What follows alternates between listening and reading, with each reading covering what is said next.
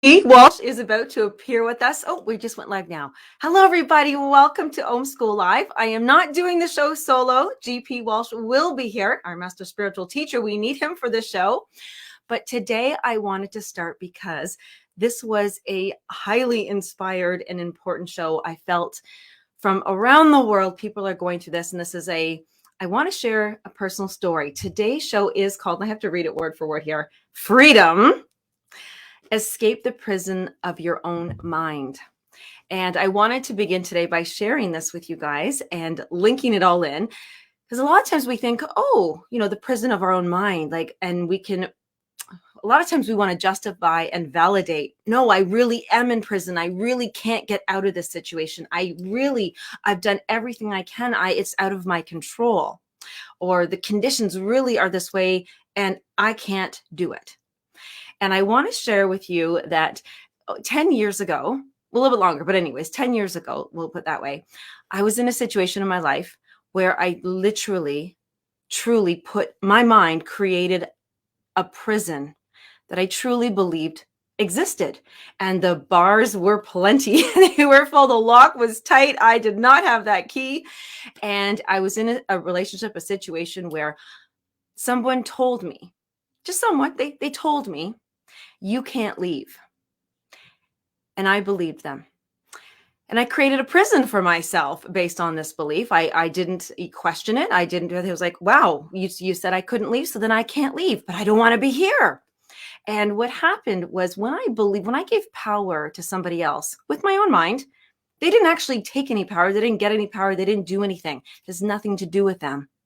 It was to do with me and my mind. My mind created a prison and said, for whatever reason, I didn't know at the time, but didn't have self-inquiry work back then. Thank goodness I do now. And I hope that you are too. But back then, it took me 3 years after hearing that, after thinking, I can't do anything about this. I can't go. I can't leave. There were so many reasons. And when I made the decision, my mind rationalized that I really couldn't leave, that I started pulling up different conditions. Yep, that proves it. Can't go because of that. Can't do this because of this. And I really started creating a life that supported and kept me in that prison. It wasn't until 3 years, as I said, I actually I'll tell you one thing this is one part I want to share. When we think that, we don't even know that we're in a prison. Our mind just says, no, you can't do this. You can't escape. You can't get out. You'll never do it. You'll fail. And a lot of times we can go to different programs or read books or talk to our friends and family, our loved ones. And sometimes the advice comes, you just got to have courage and do it. You just got to jump. You just got to do this. Well, I'll share with you. In that 3-year period, I had actually secretly rented another home and would visit it every day just to build up the courage, just to jump. 9 months of this. And I thought, it's just not going to happen. And it's costing me a lot of money. and I had more anxiety around it because I was sneaking and having to lie. And it was making me, I was extremely ill over this. And so one day just thought, I sat with myself and I probably was crying. I think I was doing Ho'oponopono, I'm sorry, please forgive me. Thank you. I love you. And just layer after layer. And really what it was the self-inquiry work. It was, why do I believe that I'm in prison? How come he gets the power? And then I did do my whole anger issue. It was all him. He did this. No, nobody else did that. That was me. And as I went deep and I offered that compassion, I just wanted to compassionately listen to, why did I think I was in prison? Why did I think I couldn't leave? I'm just this human, as capable as so many people. And I didn't challenge the assumption. I inquired. I did the self-inquiry work. And you know what? Just like that, the bars fell away. I was just free. It was in my mind. And I remember for the next 3 years living in that apartment after that, kind of like lovingly chuckling at myself, like, wow, I had that power all along. And it really was now that I had that power, just when I could figure it out. And it wasn't courage. It wasn't willpower. It wasn't pulling other people in to help me and, get me out. It was my mind. I needed to free my mind. And so this is why this freedom topic is so important to me. It's, what prisons have you created yourself. And when we create the prison around ourselves and that with our minds, sometimes we can actually fall in love with it a little. We depend on it. We validate it. We don't want to leave it. Because I've noticed in my life since then, now I'm able to recognize a little bit quicker. Thank you. Oh, there we go. I'm creating a prison. Oop, that could be another little prison over there, because I can feel and I recognize that feeling in my body. Remember, feelings are information, and we can recognize that feeling and then do that work. We can ask, where is this feeling? What is this reminding me of? How can I get at this? And I'm going to ask GP to finish the rest of this one, because that's where we're going to take this show today. On Homeschool Live, we are going to free the mind and show how we can free the mind, but gently and honestly and with the truth being our guide. So please join us. Yes, Master Spiritual Teacher, Energy Healer, GP Walsh. Hello. Wonderful, wonderful story, Lisa, and very, very, very illustrative of the whole process, of how we get stuck. And let's face it, there are people in our lives who are very good at planting those seeds in us. They kind of intuitively spot the weakness and exploit it. That's the nature of the narcissist, especially the pathological narcissist who just can't take any responsibility for themselves. Everything gets projected on the other person, and if there's nothing there that can distinguish between what's really here and what is just my mind, you really are locked in that prison. So the first of the bodhisattva practices given by the Buddha was becoming adept at perceiving, at distinguishing the perceptions of your own mind. Yes. Yes. Breaking down the walls of the mind is the essence of Zen Buddhism, because that is where we are kept. We are kept prisoner. It's so all powerful. In our own minds. Yeah. Oh. It was the most powerful experience, because there really was no tangible solution. It literally, when you actually have that experience of being freed, and you're like, whoa, it was like magic. Like there it goes. It's like magic, yeah. Because it just vaporizes. Because you were never really in bondage, but because you believed you were, you interpreted everything that you experienced from that perspective, and it all seemed to confirm it, that I didn't have the ability to do that.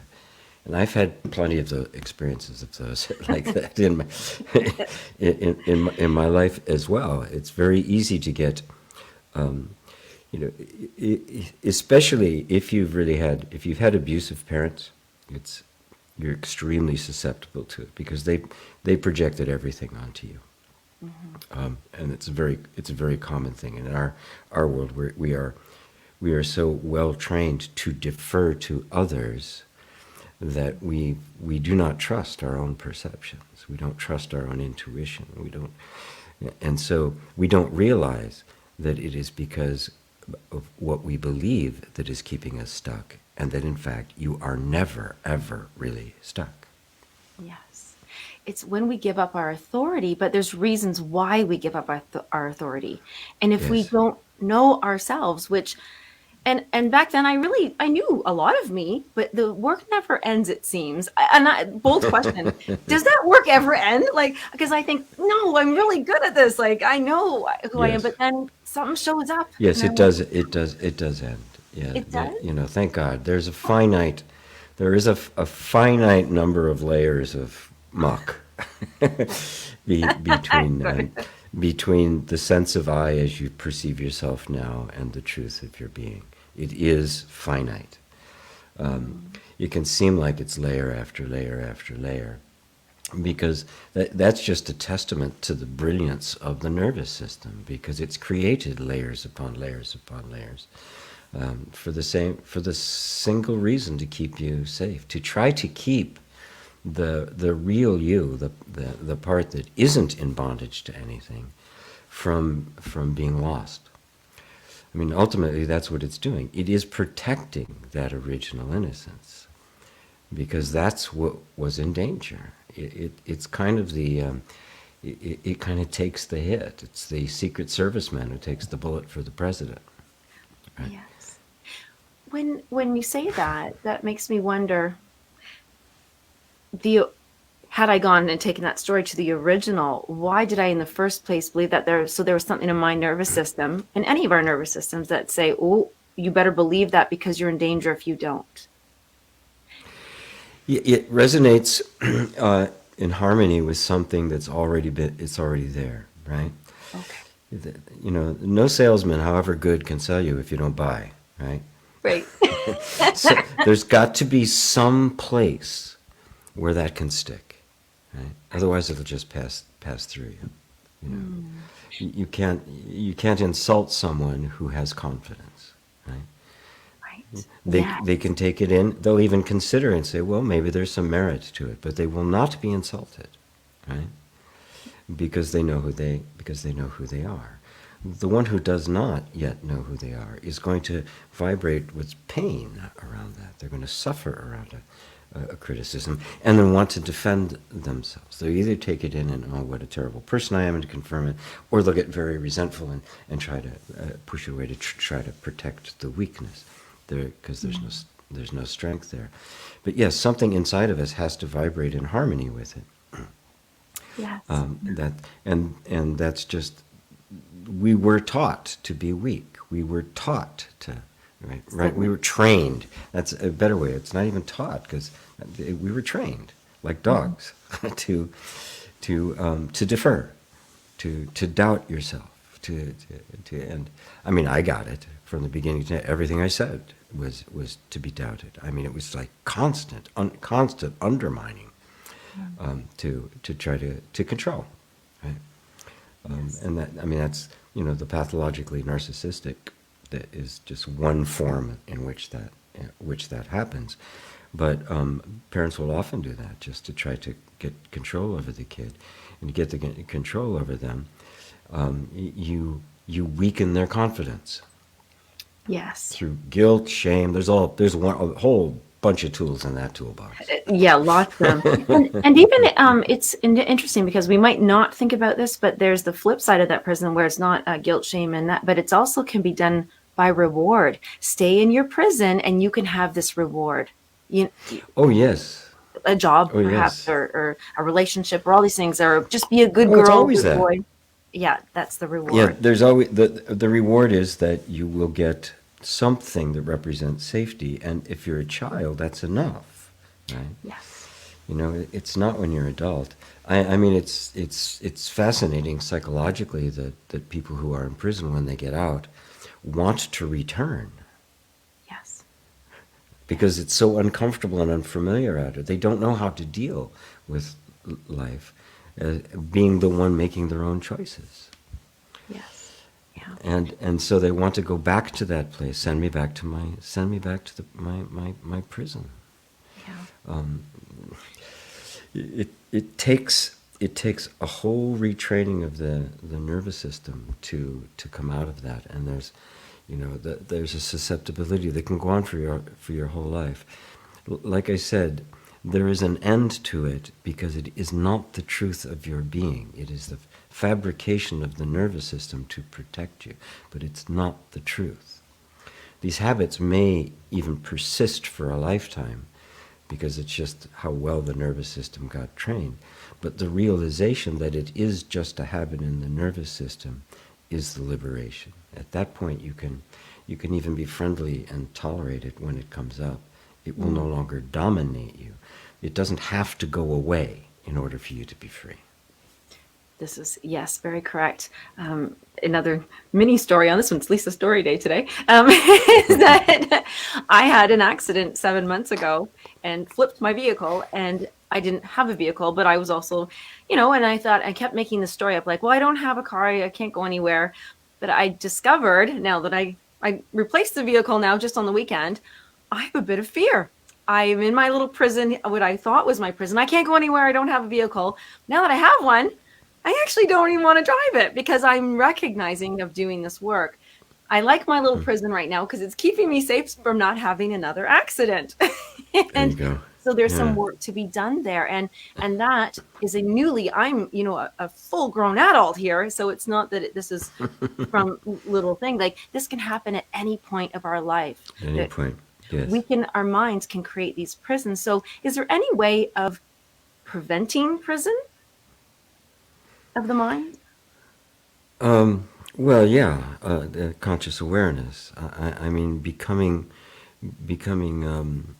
adept at distinguishing the perceptions of your own mind, becoming a real curious student of the way the mind works.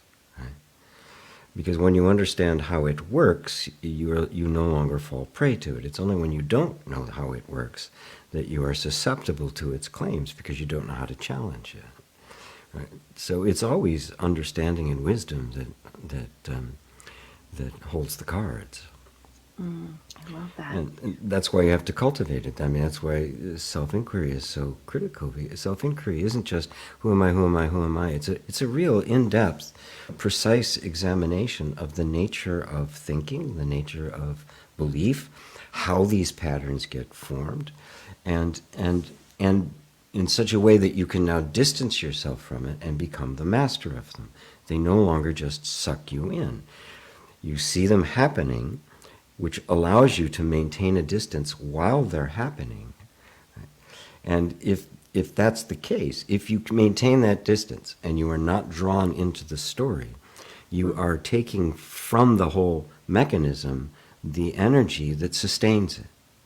Because it's your agreement with it that is the energy that sustains it, because it doesn't have any energy of its own, right? You are the socket, it's the plug. If it's unplugged, it has no energy. But if it manages to plug into you, it becomes renewed over and over and over again. So our belief, our perpetual, our what's the word I'm looking for? Us constantly maintaining that Repetitive. belief is what sustains it. Right? The moment I don't believe it anymore, I've unplugged it. Now it can keep going for a while, like a fan that you've unplugged, right? Just don't plug it back in. That goes to the question then, when somebody has experienced trauma and has created this prison in their mind, the more they talk about it,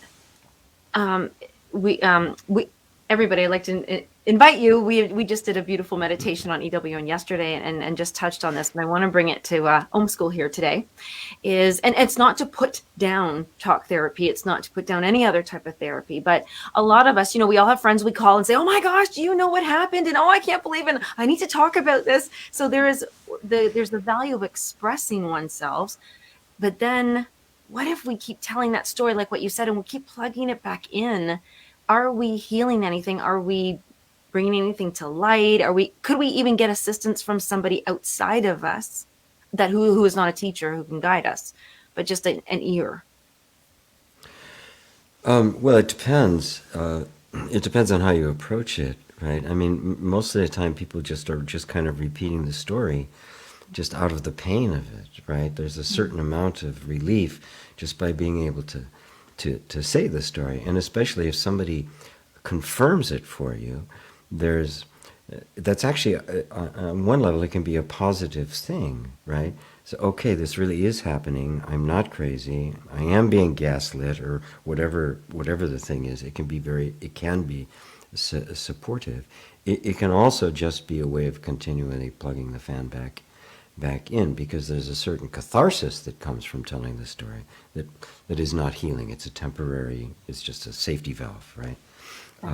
You've let off a little steam, but in the context of healing, coming to terms with the story and all the associations with the story and the emotional investment in the story and all the different aspects of it, that you may have to go to that depth in order to finally eradicate it from the system. But remember, in essence, it is an establishment of a different relationship with it. You stop being in it, and you are now the observer of it. And as long as you're in it, it's you. You're stuck with it. You are plugged in. You are living that. But if that relationship becomes, it's no longer me. It is something that is happening of which I am aware. The power has now come back to me. In that position, I have power. In the other, I have none. I am completely a slave to the circumstance. I'm a slave to the mind. because I've identified with it. That I love that question.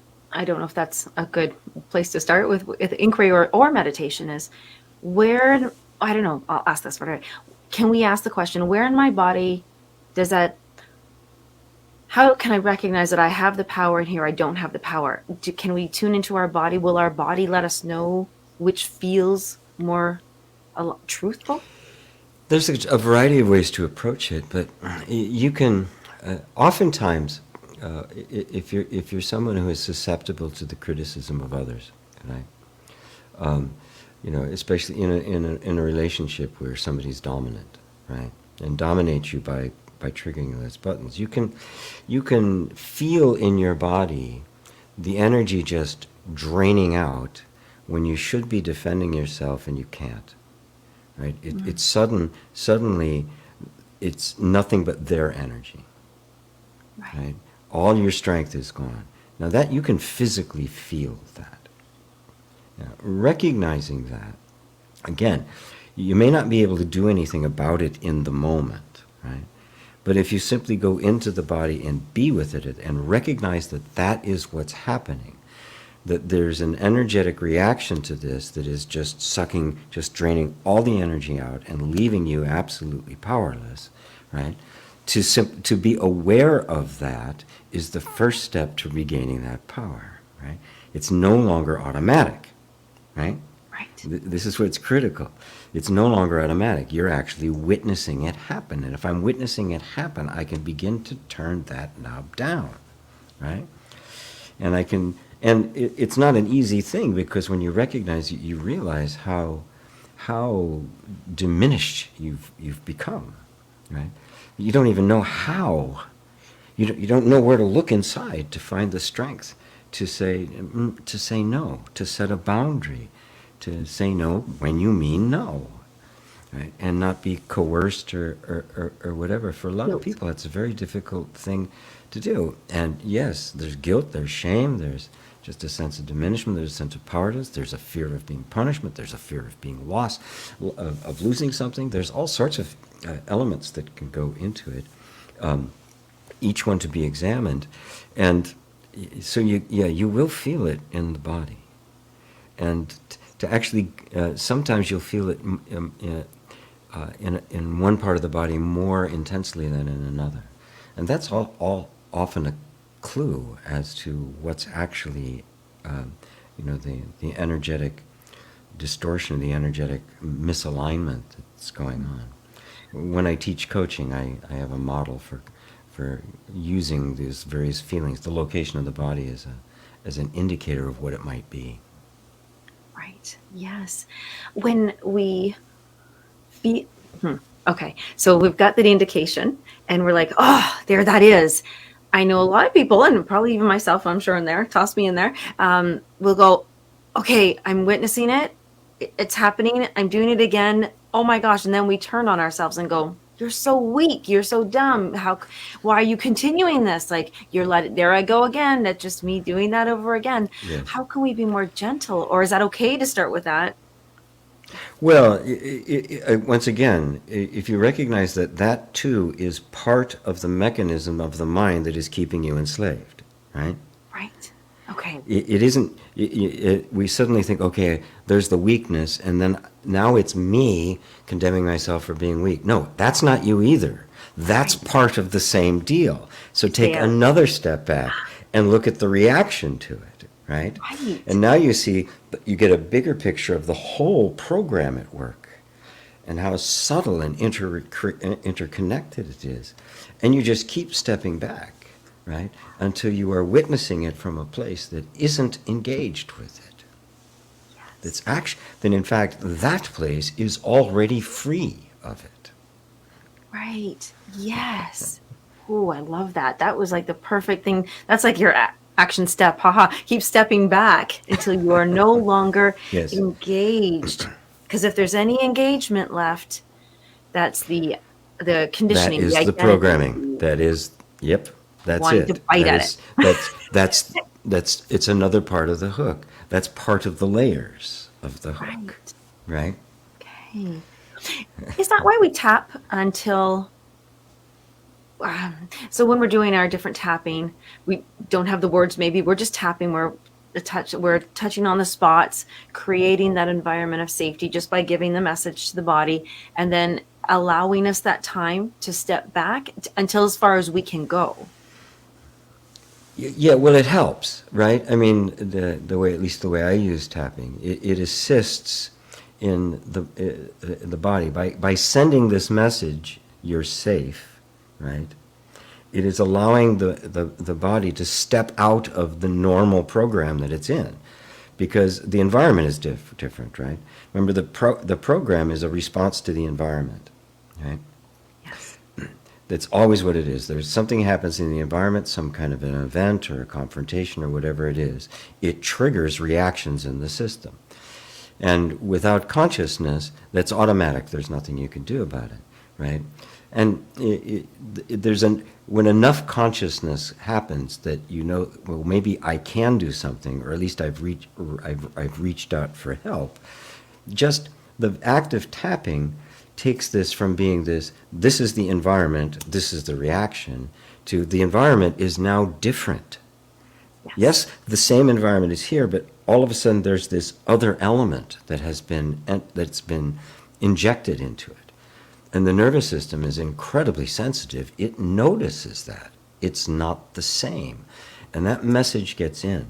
And if it's consistent, it will begin to adapt to this different environment. While maybe the threat or whatever it is still very much there, but it's not the only thing that's there anymore. Yes. Yes.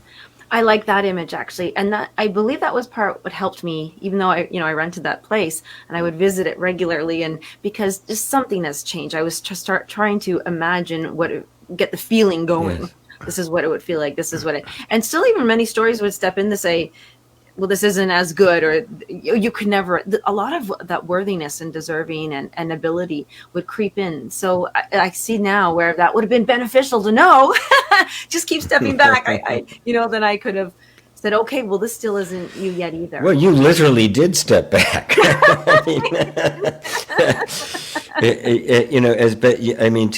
actually cut the emotional imprisonment, right? Yeah. Took some doing, but the first step, you created a physical environment, and it felt good in the other place. So there was a shift in the overall environment. There was a safe place that you could visit. It's actually quite a graphic detail. We can do the same thing without actually having to rent another place. Right? But if that's what you need to do, well, then by all means do it. Right? I mean, do whatever you need to do to create that space in which you can disconnect from that which is keeping you imprisoned. Yes.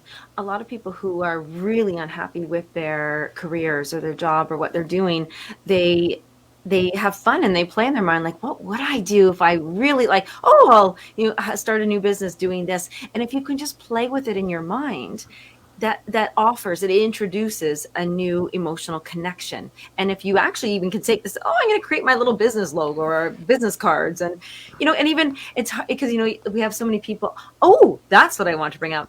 Let's just take that scenario. So somebody hates their job and they're like, but I really, really want to pet sit. I don't know. And so and everybody says, really, you're going to quit your PhD job to go pet sitting? Oh, you're going to lose the money and blah, blah, blah. But so other people, when it's you're like, oh, I think I got the keys. I see the keys to that prison. I can almost unlock it. But somebody else says, no, those keys are too far. You can't reach them. Is that just did we call in that other person to support and validate that we are in prison? Or is it just one more layer we have to go through? Well, I wouldn't say you called them in. They were already there because they were already part of the environment in which you were stuck in that, right? Ooh, you'd already created an environment that revolved around that. So they were already there. So they represent the status quo, right? Where you are in that moment. So you start growing and you want out of that. Don't expect the whole world that you've created that's a part of that to suddenly go, yay team, go and be cheerleaders. They're going to, what the hell's the matter with you? Because they're part of the network that has kept this whole thing intact. They've been the reinforcement mechanism for the prison, right? I mean, it's like you hired your own prison guards. That's funny. That was good. Basically, that's what it is. And, rarely do those people actually want to go with you because, if they acknowledge the reality of what you're saying, then they have to acknowledge it for themselves as well. And they don't want to face it. Right? Yes.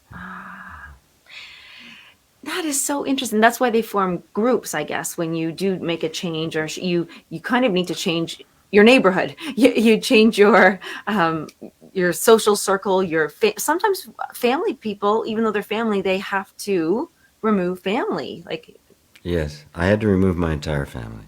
Right. Yes. The whole thing. Yeah. The only one was left was my sister.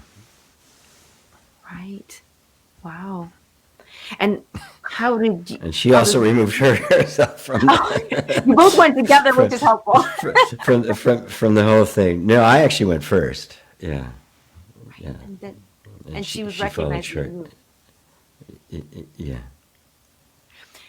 So in that situation, so it's not like so there's no set rules. We can't say, well, you can't come because you're in that environment, and you can stay because you're coming with me. We just have to get settled in our own mind first and foremost, and really introduce new things in that. Yes. Yeah. I mean, you've created the prison, and it's well stocked. Sometimes it can even have really nice furniture. Yes. It could be a Martha Stewart cell. Right, which are oftentimes the hardest to give up. Yes. Because we're making what we think is going to be the ideal life, and then we find out that it's a prison, right? And it might have even been ideal at one time, but you outgrew it. It is no longer satisfying, right? But because of this fundamental assumption we have that things are always going to be the same, and my ideals. The cultural ideals as well that we get saddled with. That this is the ideal life, and you get to it and go, this is really uncomfortable. I don't really like this at all. But you can have layers and layers of stuff that have been built up, right? That based on the assumption that this was it. This was going to be your life. And so it's not necessarily an easy thing to change. Right? You can, anybody can, but the good news is that you don't have. Not only you don't have to, but please don't start making the change by trying to adjust your circumstances. Okay, I need a new partner, I need a new job, or something like that. Pay more attention to the discomfort, right? So you just don't jump ship, right, out of the frying pan into the fire. You want it to be wise and measured, because the prison is here. We are imprisoned by our beliefs, by the idea that I can't do better, or that it would be too difficult, or I can't go without that. What would I be without my Lexus? I mean, there are people who think like that, right? Yeah.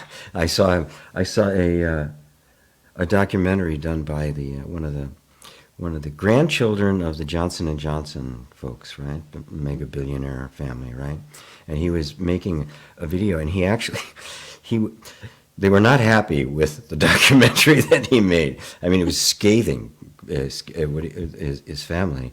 And he actually, clandestinely, he wired himself with a microphone, and he had this cameraman hiding in the bushes with a telephoto lens while he was playing golf with his father, who was now the CEO, right, of the whole thing. And they're out there having, with a bunch of other guys, and they're having a conversation. And his father actually says, I things are tough. I don't know how anybody can get along on less than 30 million. 30? Woohoo! Yeah, different. No, he's got a very gilded cage, right? Yes. Right? A very gilded cage. But you can see that he's afraid, right? He can't let go of this life that he's had. I mean, he's more trapped than you and I are. Yes, I like that you brought that up paired with that story, because I shared a story of prison that people think, yes, that's prison, but sometimes it wasn't prison.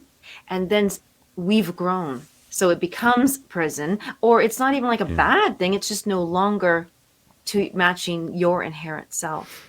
Can you explain what Yes. inherent self is to us? Just a nice reminder. Well, it's what's there before the conditioning. That's the easiest way to put it. What is actually just spontaneously you, not learned, not acquired, not a behavior that needed to be there to compensate for something, but the pure, original, raw you, just as you are. That's the inherent self. And that's the inherent self that is unacceptable to the environment that creates all these problems. And It's that simple. And the inherent self is who we get to meet. I don't know, the word is be with when we do the self-inquiry. That is the self we're inquiring into. Inquiring into. Right? We are inquiring into the nature of the self that we have believed ourselves to be, to get to the self that we actually are. Because the self we believe ourselves to be is the brick in the prison walls. I want to take this opportunity to invite anybody who's with us, all these lovely people and their comments and everything. Is there something that you are there just recognizing? Perhaps you think, oh, I think I might be in a prison, and if you want to jot down a little sentence or two, we can address it or talk about it. Or if there's a prison that you were in and then now you're no longer, and how did you get there? So we love the comments and the stories being shared, because on Homeschool Live, it's always about the lesson. We have a lesson here first, and we're just going to cut today's show just a teeny tiny bit short. So I just want to move into comments now. That's okay there. And I always go backwards, but let's see, Jennifer is in, because I was learning about myself. Choose to say, because yes, it is tough. You know what? Breaking out of prison, it's not that it's easy or tough. It just happens instantly, but it doesn't mean it's easy. It doesn't mean it doesn't have some discomfort, like you said, GP. Well, the discomfort, yes. You can't avoid the discomfort. Just the realization that you are in the prison, which means you can't immediately extricate yourself, but it's no longer a comfortable place to be, right? Knowing that you are in prison is kind of like, oh man, this sucks, right? Yeah. And, sometimes you recognize it and it's completely internal. It's something you have 100% control over, and bam, it's gone in a second. It's done. Other times there's habits and addictions that are attached to it. Other times there's circumstances that you've created, right? A mortgage or family or and responsibilities and things like that were all a part of that. And so, but if you recognize that it is only you that is keeping you there, that there is always a way to extricate yourself from it. It may not be the easiest thing in the world to do, but there is always a way. And if you value your freedom and your own emotional and spiritual health above all, you will diligently look for that way. You will endure the annoying inner voice, and move towards it, and find the path to freedom that is the least disruptive, right? Because you're not out to hurt anybody. You're not out, to ruin anybody's life. And if you really sit with all of that, just the compassion of change, to allow compassion and wisdom to bring about the adjustments, not make that an act of will, you'll find the path will open up. You brought up a good topic there, and it's a chicken and egg question. These always get me. Once we've created our prison, so we're in prison, we can attach certain behaviors and addictions. Chicken or egg, do we need to stop the addiction to free ourselves, or by freeing ourselves, will the addiction stop? It depends on the individual, right? Sometimes, and the nature of the addiction itself. There are some addictions that become self-perpetuating, right? Every addiction starts as a solution. It is a relief for a problem that you don't have a solution to, right? Mm-hmm. And so it provides a temporary relief. The first time I got stoned when I was 15, it was the first time I'd felt relaxed in my entire life. Because my whole life had been just walking on eggshells. It was constant tension with my mother. And it was just like my whole body for the first time was like, oh my God. Is it any wonder that from that point on, I was never not stoned? Right. I mean, I just took to it like a duck takes to water, right? But eventually, it no longer serves that purpose. The only relief you get is from the craving for the thing, right? And so it doesn't even give you relief anymore from the thing you started in the first place. The only thing it does is give relief to the craving that it's creating, and now you're really stuck in a loop. And you may very well need to get help to break that cycle before this can happen. It can, I would say, at the same time, or even before you get any help, do that work. Go to the essential part, because it can break it as well, right? But don't ignore the other, right? You may need to take that step. You may need to get some help to get out of that cycle, to free up kind of the inner bandwidth to be able to do the other, because it is a vicious cycle. There's the craving, there's the relief to it, and then there's the guilt that follows it, right? Which takes an enormous amount of emotional and psychological energy, right? So it's absorbing a lot of energy. So you may need to recover some of that before you can dig in deeper. I really appreciate you acknowledging and helping us all to see, and even if we didn't recognize it before, during that time of my life, I was exhausted. It was all I could just to survive, because you're right. It's this, the energy is being absorbed in all of these, between the story and the protection and the cycles and the and just, going to bed and waking up just seems like another torturous in prison day. And so that's right. Thank you for sharing that. So some people, you might think, gosh, I feel like not just regularly drained or tired, but there's this, where's the energy being drained or absorbed or taken from? And perhaps that might be a place to begin a self-inquiry and ask, hey, who is in this prison? Who is in this prison? It's not me. What is this prison really made of? Right? What if I actually just did what I wanted to do right now? What would happen? What would that feel like? What would be the result of it? What would be the repercussions? What would he or she say, right? What happens if I fail? What if I do this and I completely fail? If you start really being willing to examine all these things, you'll see the thoughts of which the prison walls are made, right? Because the prison is maintained. Those walls are maintained by the lack of scrutiny, right? The false beliefs can only hide in the dark. The moment they come out in the light, they're seen as false. And in that moment, false seen as false, ignorance disappears. And at that point, you can't go back. Right? Once you've seen something as true, you cannot go back. It's not possible. Right? And so in order for it to be perpetuated, we have to not question it. Right?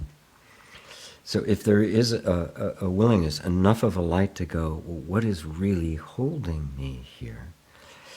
And then you look at circumstantially, you go, well, there's actually nothing holding me here, right? Circumstantially, right? There's no nothing is holding me here. And you go, but yet I feel like I can't leave. Well, then what is that? Now you've gone in a step. Now it's completely internal. It has nothing to do with circumstances anymore. Now this is just habits, the way I have perceived the situation, my own weaknesses, the stuff I can't face up to, the fact that I cannot take care of myself, I can't set a boundary, whatever it might be, right? But now it comes out in sharp relief. And as painful as it is, once it comes out in sharp relief, now there's something that can be done about it. Healing can now take place. It can't otherwise. I love that you said that about the healing. I literally, but you know what? I was resisting, and just white knuckling the driving again. And I'm a fabulous driver. I love driving, but then I kept thinking, I was like, what am I afraid of? That I might flip the vehicle again. And as soon as I said that, I thought, well, what makes me think that I would do that? I've driven a million times and only did it once. Like, so You only did it once. Yeah. why would I do it again? And so the inquiry, and just exactly what you said, once I brought it to attention, kind of laughed at myself and went, oh my gosh. And so what if I did? So I do. I flip it again in there. Well, I have to deal with them. That's right. You have to go without a car for a bit and get another car. I mean, this is how it. Yeah, but it's a very important thing to notice because this is the way our nervous system works. The protective mechanism isn't rational, right?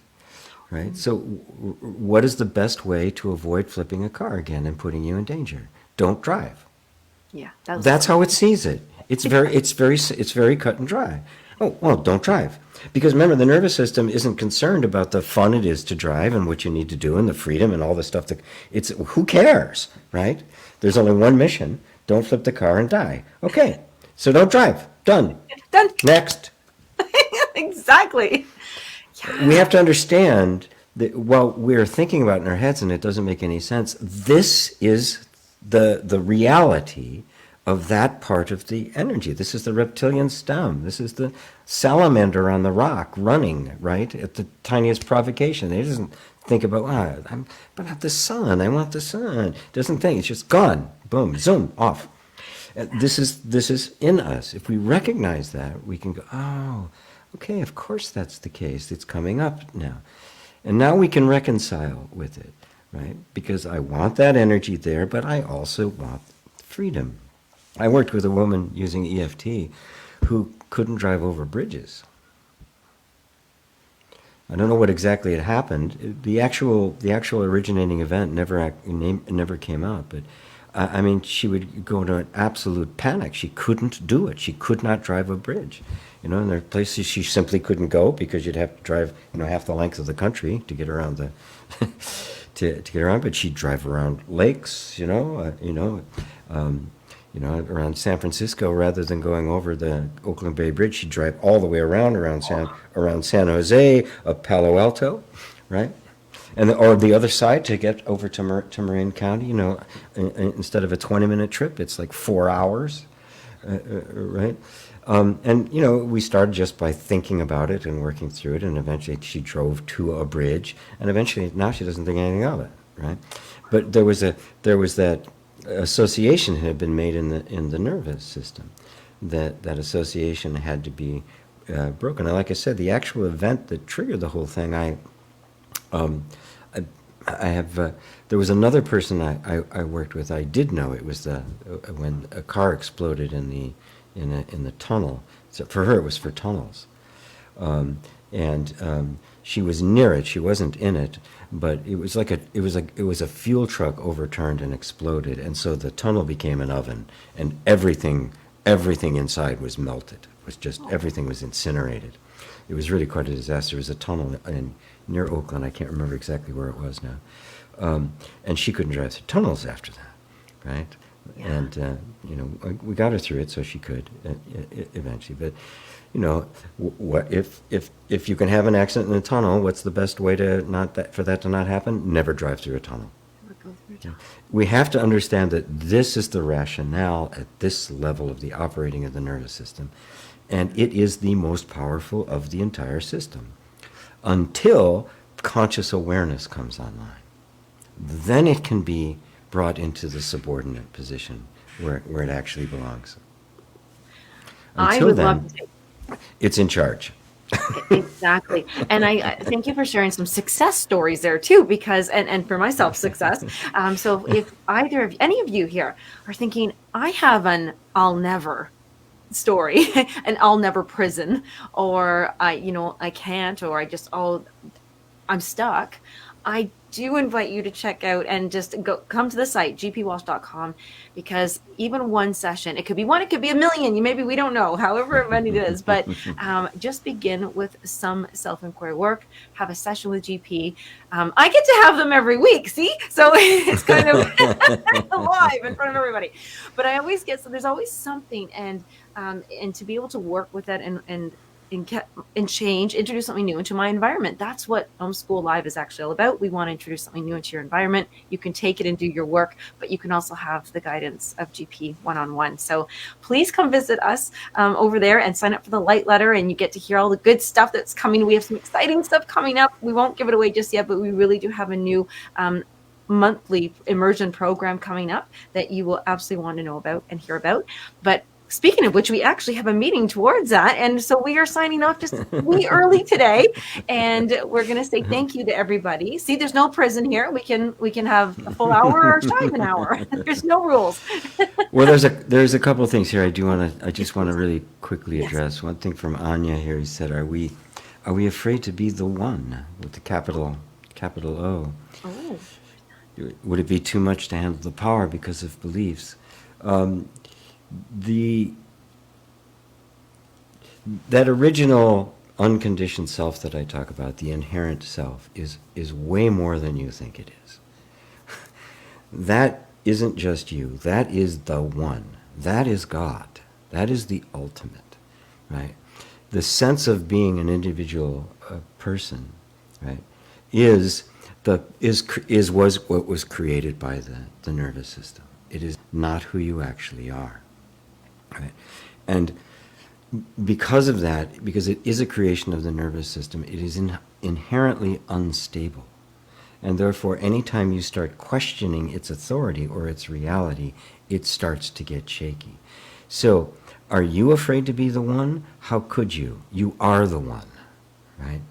But the whole construct of the identity, right, is inherently unstable, and therefore is always trying to defend itself, always trying to create a different version of itself, always trying to do something to maintain that. And so for that, awakening to who you are is a threat, because it's a complete shift in our relationship with ourselves. It is a complete shift for the nervous system, which has lived its whole life on the assumption that this is who I am. So the entire mechanism of your life, everything going on, your relationships, your career, the clothes you choose, the food you eat, are all based on the notion that this idea of who I am is stable and solid. And as you begin to think that it isn't, this whole thing begins to shake. And that's what you feel about it, afraid. It's not that it's afraid to be the one. It's afraid to let go of what's familiar and safe. That's all. And if you take it like that and see it as just this is the nature of the mechanism, you can have the utmost compassion with it. And that compassion and love will allow it to let go of this as the center of life, and reorganize itself around the reality of you. And this is where human life becomes the manifestation of the divine. So, to put it in those terms, was there something else? I love the salamander that somebody sent. I used to have a little. A couple of people were interested in that 30 million. We'll get on that. Somebody says there's a school of thought that says you must stay in the mud like a lotus. No, not must. The mud gets transformed. You don't see it as mud anymore. It's a beautiful metaphor, right? Because out of what appears to be the muck, this beautiful thing arises. And so we have to appreciate the nitty and gritty stuff of normal human life. We don't want to dismiss it. But eventually it gets subsumed into the whole, and even the idea of the muck and mud disappears into the lotus.